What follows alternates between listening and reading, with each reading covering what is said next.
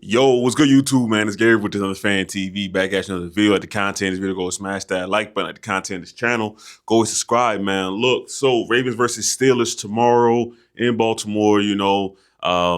December football, AFC North football battle for first place in the AFC North, because the only way that either of these two teams are going to get into the playoffs is by winning the division. So these games are always important, but tomorrow's game is extremely important, right? So I'm gonna get my thoughts on it. So yeah, man, let's go ahead and talk about it. All right. First of all, with the injury report, pretty good news for the Ravens overall. It looks like only guys with injury designations that are on the report: Tavius Robinson, Darius Washington. Now, both of those guys are going to be out this week, but Darius Washington practiced in full pretty much this entire week, so that's good news. The Ravens could have him back as early as their next game, right? I talked about that on Wednesday. Coming off of the summer break and everything like that, the potential of having him back was something that I really didn't think was on the cards. And through his hard work, determination, and whatnot, it's extremely likely that Darius Washington is going to suit up and play for the Ravens this year. John Howard was asked about what his position was going to be. He said he'll primarily be focused on playing nickel. So yeah, man, we'll see what happens if Darius Washington comes back. That's great news, right? But guys with no injury designation, Rashad Bateman, Lamar Jackson, Travis Jones, Devontae Walker, Nate Wiggins, Ronnie Stanley, right? So big names all going to play. All right. Now, Lamar Jackson missed practice the other day. He did confirm that somebody stepped on him. So I don't know what's going on, right? Somebody stepped on him during the training camp period early on during the summertime. He's been stepped on again now during this time period. Obviously, he wouldn't give any names about who did it or whatnot. Because that wouldn't be good for that player. It'd be a lot of negativity around that player. So a lot of fans think it's Daniel Falele, but whatever. We're not going to get into that. But either way, I hope that they stop injuring our quarterback at practice. Please, stay away. All right. But Lamar Jackson is going to play last week versus the Bengals. Obviously, we talked about his struggles throwing the ball a little bit. But as far as moving around, straight line burst, he looked as good as he has since he's returned from injury, right? So not saying he's getting healthier, because it's kind of hard to get healthier while playing, taking hits, and you're playing by the offensive line is making you probably do more work you need to do. But Lamar Jackson hopefully is starting to get a little bit more back to himself. Like I said, the throwing issues I don't really see lasting too long. Honestly, it was just a bad game versus the Bengals, right? Honestly, the Ravens could have had 30 plus points, right? If several different things go their way that had nothing to do with Lamar Jackson. Devontae Walker catching that ball, Zay Flowers not committing that PI, Isaiah Likely not fumbling the ball, right? Multiple touchdowns just taking off. So, it is what it is. It happens. You moved on. Now it's time to play with the Steelers, all right? Play the Steelers.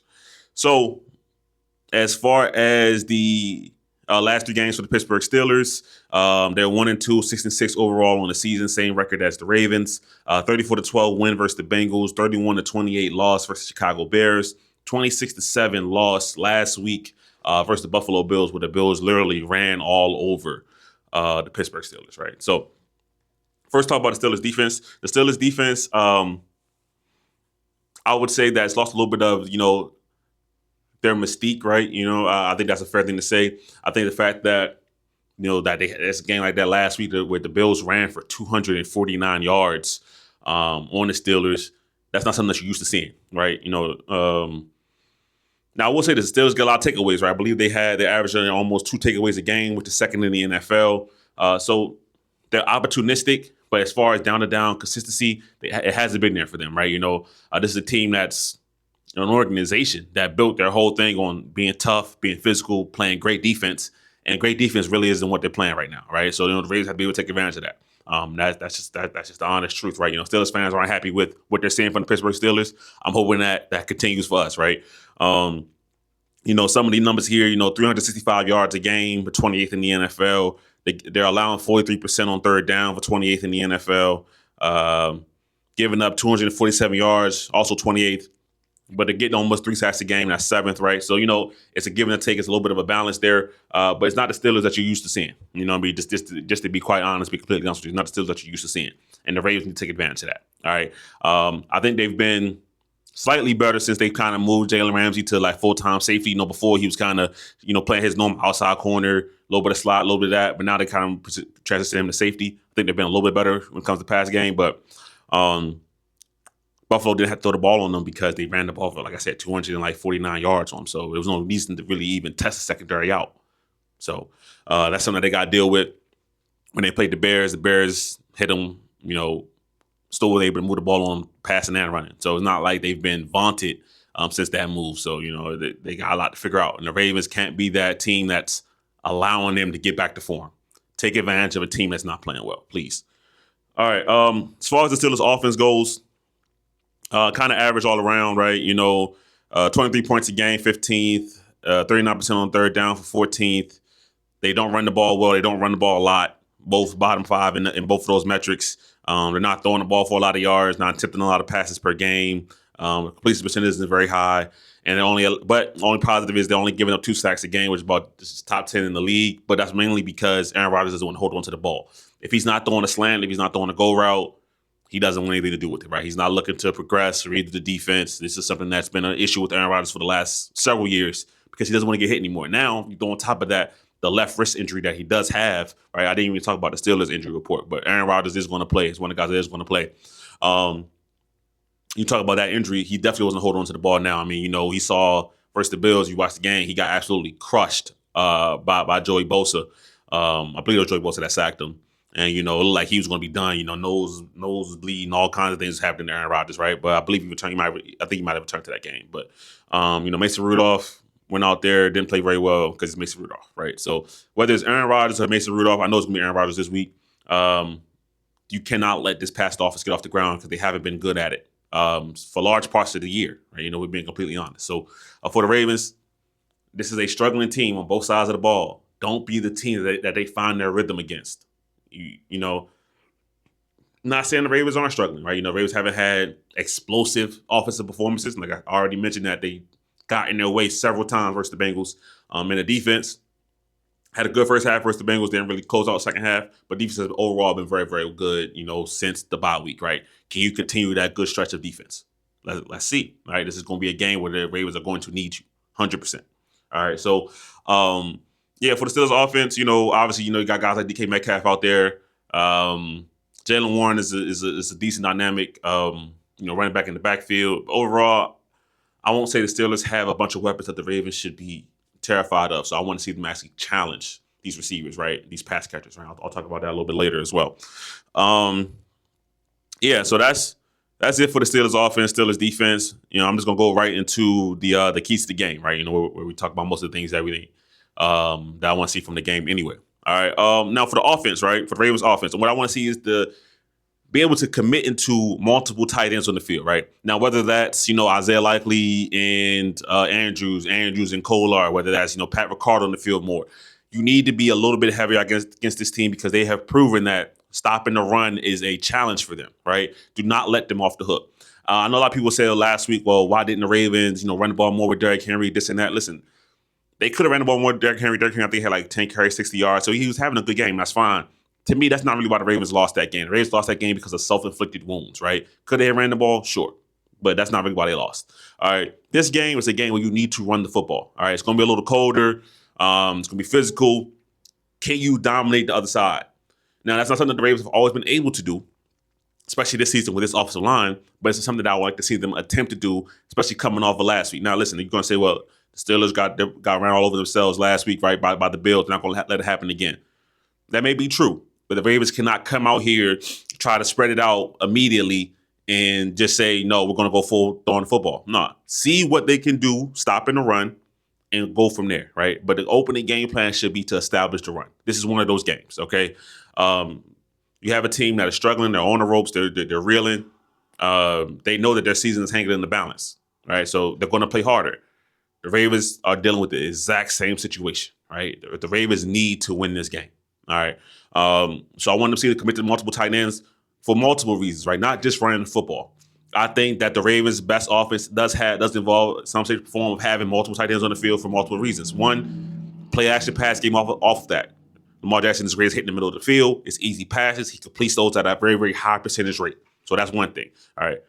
We got snow falling from the ceiling. But anyway, he completes those at a very high percentage rate. Okay. Secondly, Pat Ricard on the field causes a lot of different problems for a defense, right? Ravens can misdirect Pat Ricard because people want to follow Ricard everywhere he goes, when in terms of blocking, or they can run straight power with Ricard because with him on the field allows Ravens to run the football more effectively, right? So that's another thing. Then also, last thing for me is that, not even last thing, but another thing is that you cannot really trust this offensive line to block one-on-one. So you got, guys like Highsmith, you got Nick Herbig, right? You got obviously TJ Watt. I'm not trusting this offensive line to be left on the island with these guys. So having multiple tight ends in the game does help with that. You can chip block and release, all kinds of things that you can do. All right. I know Isaiah Likely and Mark Andrews aren't, the best blocking tight ends, but you can get Kolar in the game as well, right? Who's a very, very proficient blocking tight end. All right. Kolar can obviously do things catching the ball as well, right? So for me, the Ravens have to commit to a game plan of being a little bit heavier. I know everybody wants to see the Ravens spread it out and things like that. I think there are times where it calls for that game plan. To me, I don't believe that this is one of those games. That's just my opinion on it, all right? Getting heavy personnel, make it easy on the quarterback. Like Mar Jackson is deadly accurate. He's all over the field, but especially to the middle of the field, throwing the ball to the tight ends. Even if you want to go throw to the middle of the field, you got dig routes, all kinds of routes to Bateman, to Zay Flowers. Those things will be will be available if the Ravens can establish a run, have play action off of that. All those days will come, right? So to me, for the first part of this game, establish the run and see what you can get before we try to go to the spread out offense, right? Let's see what we can get. Last thing I want to see is that our offensive linemen the Ravens are in must-pass situations. And our offensive line are in one-on-one situations with a very, very good defensive line. And now Lamar Jackson has to try to escape the pocket, where he's been better at it over the last couple of weeks, but he's still not Lamar, right? So why put him in that situation? Protect your quarterback. As much as you can. Protect your quarterback. All right. And now for the Ravens defense, right? To me, the number one main thing I want to see is that limit free access throws, right? So the Ravens have a thing where it could be third and 3. You'll see the corners playing 7 yards off, right? This has been a thing the Ravens have done for most of my life, besides the Wink Martindale years where they blitzed every single, big down, right? Besides that, the Ravens have kind of been soft coverage. That's what they do, right? This game, challenge the Steelers wide receivers. Please challenge them, right? Get physical with them. Aaron Rodgers does not want to hold the ball long, all right? He wants to throw a slant. He wants to throw a one-on-one go route, disrupt the timing. This is not a guy that's going to want to read it out, hold the ball, off the potential of getting sacked. He doesn't want to get hit. All right. Then like I said earlier, though, on top of that, the wrist injury, he definitely does not want to get hit. Okay. So for the Ravens, that is a must. Limit the free access throws. I don't want to see Aaron Rodgers be able to pick it up. He might not even be under center because the wrist injury he might be in pistol out like he was last week. I don't see Aaron Rodgers take the snap and pistol and immediately 5-yard hit is open to him. Immediately 5-yard slant is open to him because the Ravens are playing 7-8 yards off and is giving up free throws. Do not give the Steelers any free yards. Make them work for everything. All right. To me, we talk about the D-line a lot. This is not going to be a game where I'm looking for the D-line to get a whole bunch of pressure. This is off the simple fact of Aaron Rodgers will try to get that ball out. So if you know that your corners are playing off, defensive lineman, you got use some smarts here. You know that your corners are playing off. We know that Aaron Rodgers likes to release the ball quickly. Let's get our hands in the air as well. So hopefully get some tips. Tip ball leads to an interception, things like that. But even eliminated all of that. Cornerbacks, safeties, when it comes to these tight ends, challenge at the line of scrimmage. All right, you don't have to play press coverage every single play of the game. Of course not. It's not realistic. But for the most part, I want to see the Ravens challenge these Steelers wide receivers, challenge these Steelers pass catchers. I don't want to see any free access, easy slant, boom, pitch and catch 5 yards, 7 yards. I don't want to see that. This team is not good enough for you to give that up. All right, make them work for every single thing that happens to them during this game.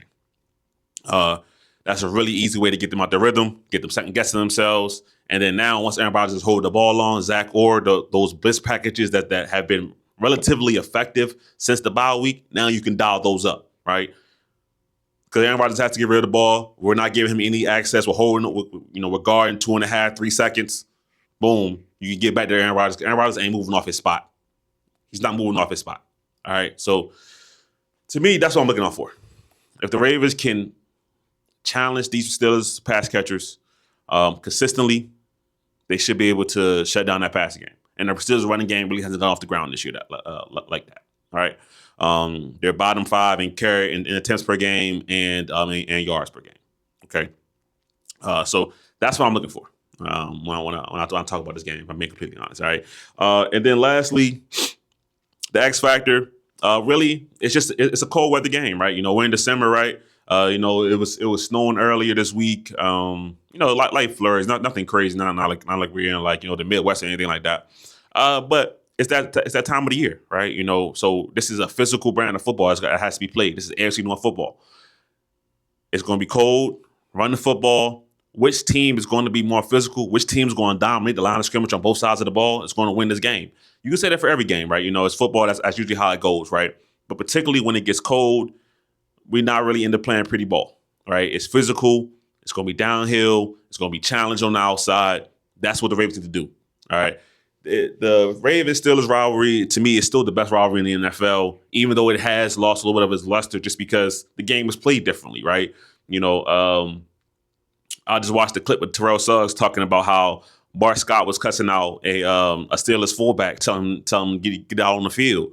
And when that Steelers fullback came back on the field, Bart Scott knocked him out with a concussion, right? Now, obviously, we're not promoting that style of play, right? Saying we want not, headhunt, knock guys out with concussion. We're not promoting that. But it's a physical style of game. It's a physical series, right? I remember Ryan Clark and Willis McGahee in the playoff game. I thought Willis McGahee died out there.